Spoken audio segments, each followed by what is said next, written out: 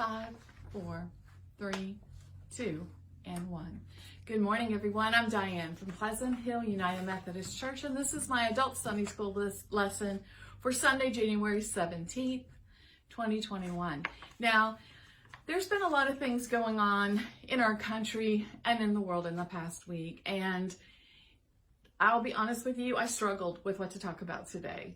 Usually my lesson is being written on Mondays, fine-tuned on Tuesday mornings, and filmed on Tuesday afternoons if possible, and it's Friday morning and I'm just now getting in front of the camera. So that tells you how much I've struggled with this. The attack on the Capitol building and the death of several people that were very important to us this past week have rattled me a little bit. So I went on the internet and I kept coming back to, we're going to have a change in leadership soon here in our country. And this is not a political statement. Let me be very clear in saying that. I don't share my political opinions with anybody. So don't turn me off. Stay with me. This is all from the Bible, okay? But I thought about what does make a good leader. And as I was searching and doing research for this, I came across a great Sunday school lesson written by freesundayschoollessons.com called 10 Characteristics of a Good Leader. And so I've used that as my base for my lesson today because I think it speaks to what I was hoping to share with you today. What are the qualities of a good leader? And we all are leaders and we all are followers. Anybody who's been in a classroom, and I was in different age levels teaching for years, they can tell you that even in a kindergarten class, you can already see sometimes who's going to be a natural born leader and who's going to be a natural born follower. But there are times in our life when we slip into one or the other. For example, let's say you're meeting with your boss. Well, you're going to be a follower then. But let's say that you are leading a committee at church. You're definitely a leader in that position. And so I thought about what are the qualities that you need to be a leader. And I thought it was a timely lesson as we are having a change in leadership in our government. And as we're starting back to church, we'll be starting up our committees again and all that with in-person worship, which I'm so excited to see all you guys in person again. But there are times when we're leaders, such as in your home. You have a God-given responsibility to be a leader to your children in your home. And maybe you lead a soccer team, maybe you lead a scout troop. In those experiences, you are a leader. Our classroom teachers, they are leaders. Our principals in schools, they are leaders. But we have to know how to be a good leader, and we also need to know how to be a good follower. So I'd like to have you think for a moment, what do you think is a great characteristic of a good leader? Well, I'm going to share the first one with you. It's wisdom. And wisdom is not the same as knowledge. King Solomon was a very wise man. He was the king of Israel. And Proverbs is the book that he's written of leadership wisdom. And in Proverbs, he's teaching young potential religious and political leaders the wisdom that God has shared with him as king. Now, I have a joke for you on this. So an up-and-coming young man asked an experienced executive, "What is the secret of your success?" And the executive replies, 2 words, "Good decisions." The young man says, "But sir, how do I know what's a good decision?" And the executive replies, 2 words, "Bad decisions."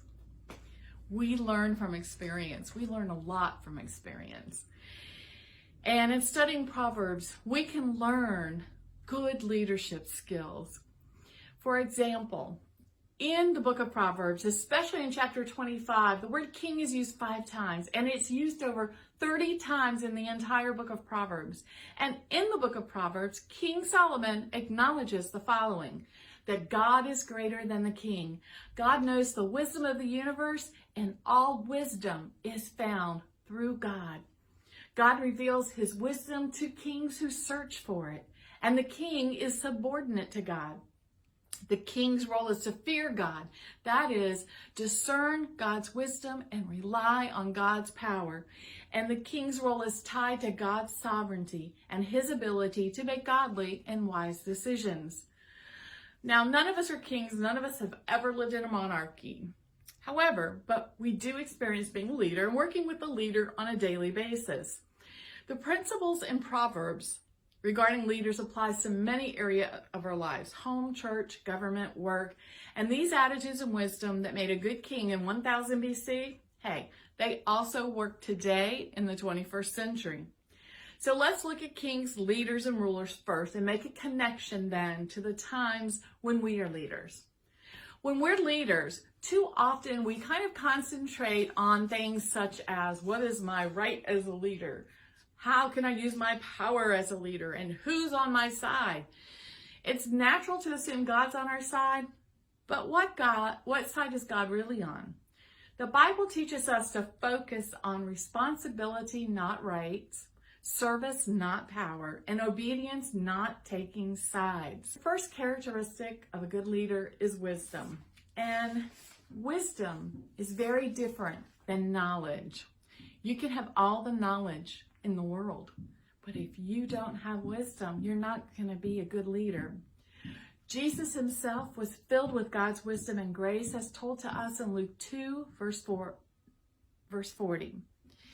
Wisdom is very different than mere knowledge. The wise leader can see farther than other people. They see the big picture, not just how it impacts them. Spiritual discernment is what sets the wise leader apart as God's leader. And the church today, we need wise leaders. We need leaders on committees, in Sunday school classrooms. There are lots of opportunities to be a leader right here in our own church. Now, I have a couple quotes from Proverbs for you about wisdom. Proverbs 20, verse 8 says, "When a king sits on his throne to judge, he winnows out all evil with his eyes." And Proverbs 8:15, "By me wisdom kings reign and rulers make laws that are just." Now, our second characteristic of a good leader is integrity. Proverbs 16:12 says, "Kings detest wrongdoing, for a throne is established through righteousness." And Proverbs 29:4, "By justice a king gives a country stability, but one who is greedy for bribes tears it down." Personal integrity is demonstrated by who we are and by what we do when there's nobody looking. In recent years, the Enron corporate scandal left millions of Americans feeling very disturbed.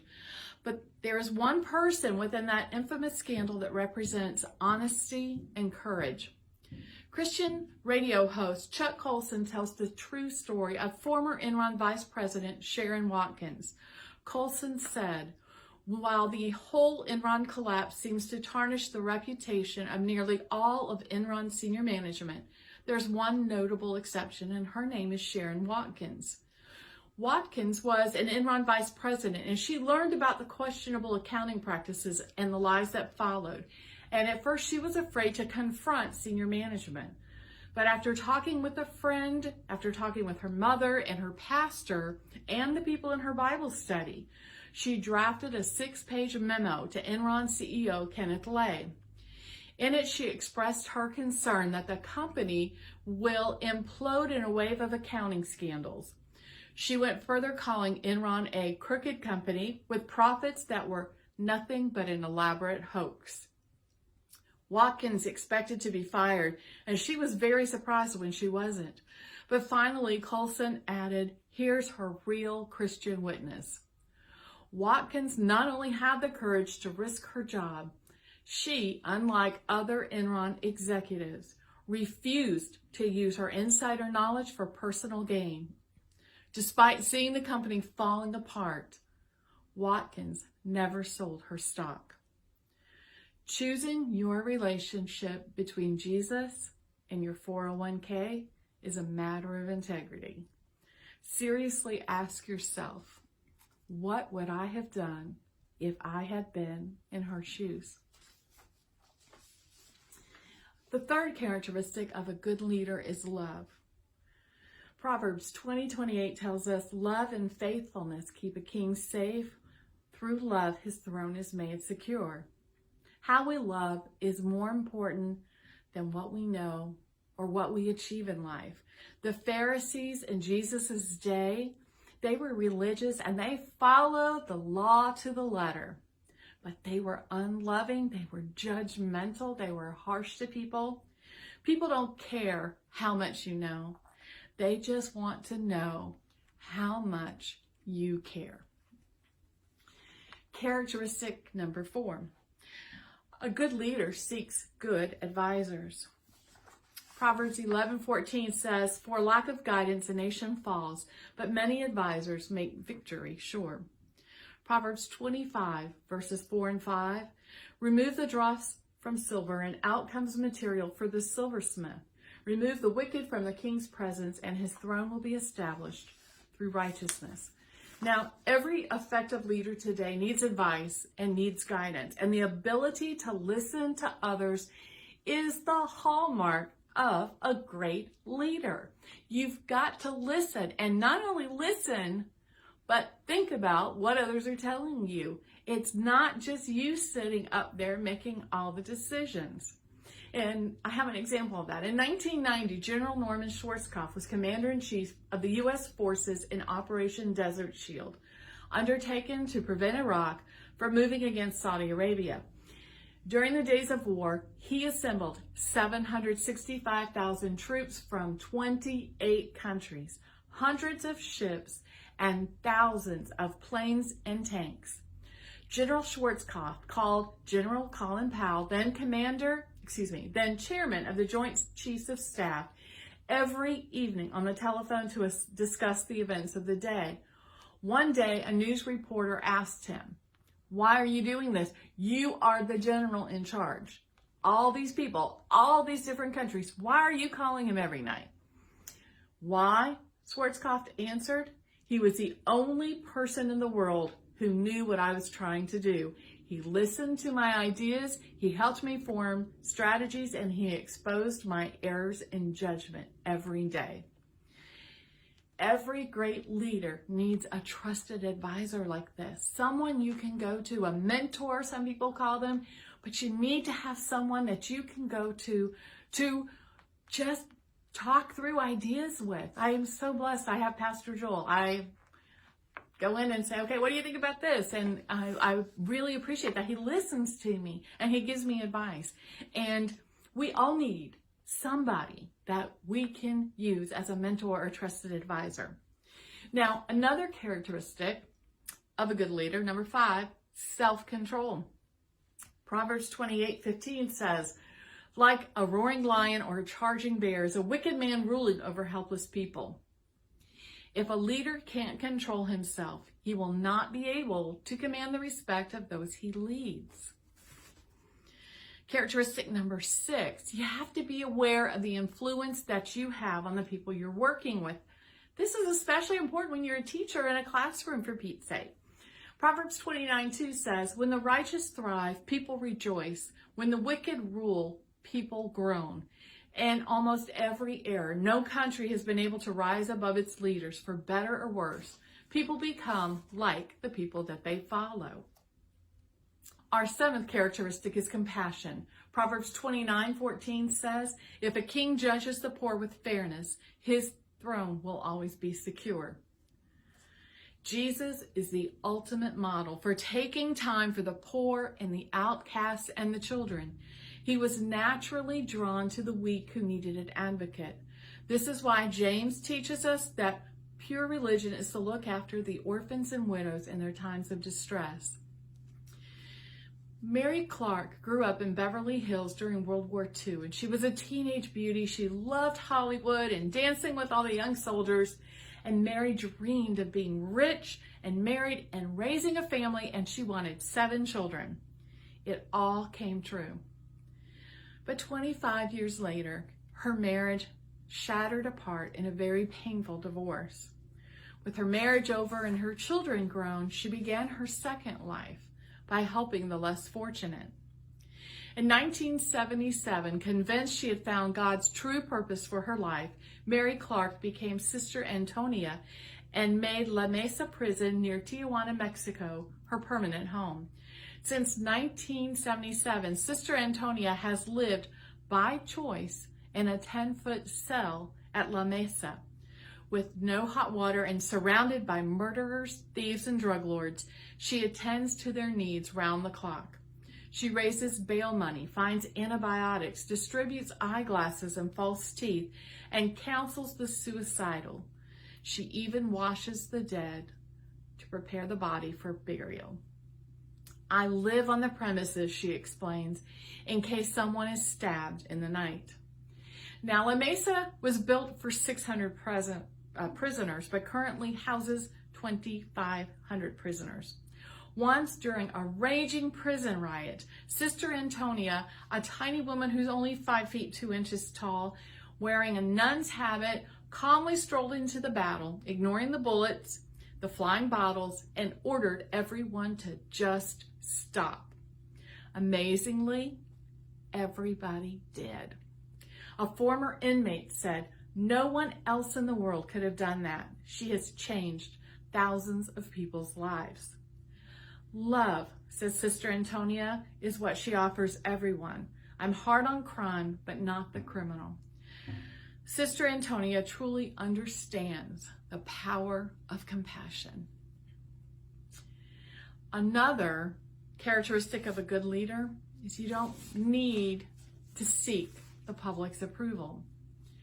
Proverbs 29:25 says, "Fear of man will prove to be a snare, but whoever trusts in the Lord is kept safe."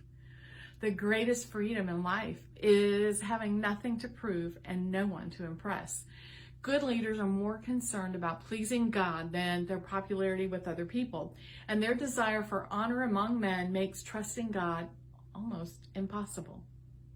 If your leader has his eyes on receiving the praise of men, then he's not focused on obeying and pleasing God. Another characteristic, our ninth one, is moderation. Proverbs 31:4-5, "It is not for kings to drink wine, nor for rules to crave beer, lest they drink and forget what the law decrees and deprive all the oppressed of their rights." And boy, does this go back to Esther or what? Remember in Esther, the king had a drinking problem. I don't know how to say it any other way. That's how the first queen was gotten rid of. And once he proclaimed an edict, a law, he couldn't change it. And he made laws when he was drunk. That's what got rid of Queen Vashti, and which was good because it allowed Esther to come in. But that's also how he got into the situation he did with having the Jews sentenced to death. And so somebody who can't hold their liquor, and So I've seen leaders who were such heavy drinkers that eventually, due to their lack of self-control, they lose their positions. And I think we all know people that struggle with alcohol. And to be a good leader, you can't be under the influence of alcohol. You've got to have your wits about you. The 10th characteristic of a good leader is submission to God. Proverbs 21:1 says, "The king's heart is in the land of the Lord. He directs it like a water course wherever he pleases." Hebrews 10:5 says, "When Christ entered the world, he said, 'Here I am, O Lord. I have come to do your will.'" This is the most important characteristic of a good leader. When a man or a woman is submissive to the Holy Spirit and to God, God will direct that person into ways that can glorify God the best.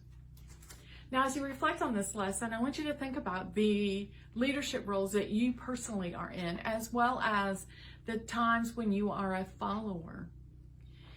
That story from Enron is amazing. She knew what was right. She knew what God would want her to do, and that's what she did. I'd like to thank FreeSundaySchoolLessons.com for this lesson this morning, specifically the author Paul Schleicher. I am grateful for his words today, and we all are leaders in our lives, and we all are followers in our lives. And I hope that you got something out of this lesson this week. Read the book of Proverbs. It is amazing. There's so much in there. And I think it's interesting to know that there are so many sayings in the book of Proverbs now that are just part of our culture. I don't think a lot of people even realize that the source of those words is the book of Proverbs. Thanks for joining me today. I pray that you have a wonderful and blessed week. I pray for peace during this coming week at this time of transition, and I just thank you for joining me every Sunday for this lesson. Now, next Sunday, our church will be offering in-person Sunday school and worship services. You can join us at 9 o'clock for our contemporary service in person, at 10 o'clock for our Sunday school lessons in person, and at 11 o'clock in the sanctuary for our traditional worship service. I would like to point out though that I still will be recording these lessons and posting them on our church Facebook page every Sunday for those of you who are not comfortable yet during this pandemic coming out to worship in person. So these lessons will continue, and I'm just so grateful for each and every one of you. God bless.